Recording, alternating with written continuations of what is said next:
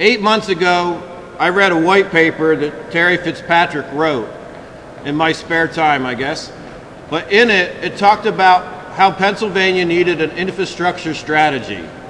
And from that white paper and from some efforts from folks pushing in the trenches for the last 25 years, we put together the Pennsylvania Infrastructure Group to talk about all infrastructures at the same time and how critically important they are to Pennsylvania's economy.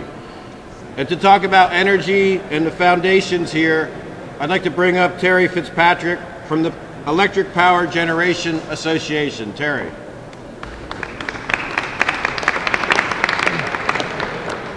Thank you very much, Kelly. It's a privilege to be here, and I want to thank Kelly Lewis and Dave Patty in particular for their efforts in bringing all this about. It took a lot of hard work, but they picked it up and ran with it, so I'm proud to be part of that.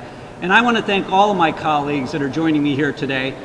You see people from the business community, you see people from the administration, you see business, you see organized labor, all of us recognizing how important it is to rebuild Pennsylvania's infrastructure. My interest in this issue goes back to when I served on the PUC from 1999 to 2007. In the course of making decisions there, I became more and more conscious over time of how important it was to keep in mind that we need to rebuild infrastructure. That interest led me to start doing some research and to write the paper that Kelly Lewis talked about.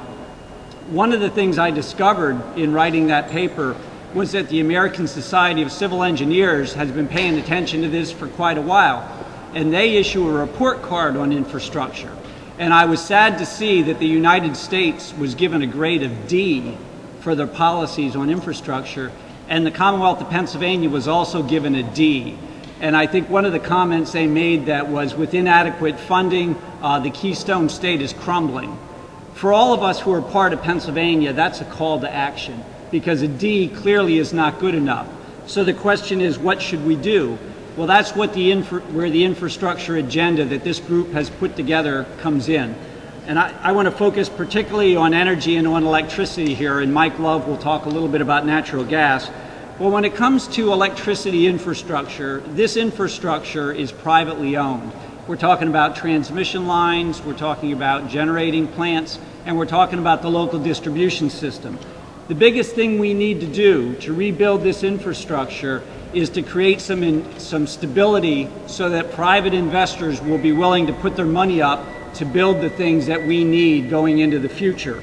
And in particular, that requires continuing the commitment to competitive electricity markets that was started by this General Assembly in 1996. The rate caps are coming off in a few years, and there's been a lot of attention given to that. We need to get through that. We need to move to market-based prices, because those prices are the only way that the necessary infrastructure is going to get built. Now, we know that that may be difficult for some customers. It needs to be done in a reasonable way, and we support legislation that would authorize the phase-in of these higher prices, that would make sure that customers have different pricing options in order to conserve electricity if that's what they want to do. But those are the priorities.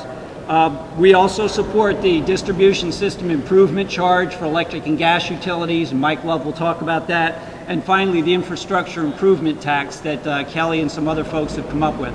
So again, it's a privilege to be here, and I want to thank everybody for supporting us.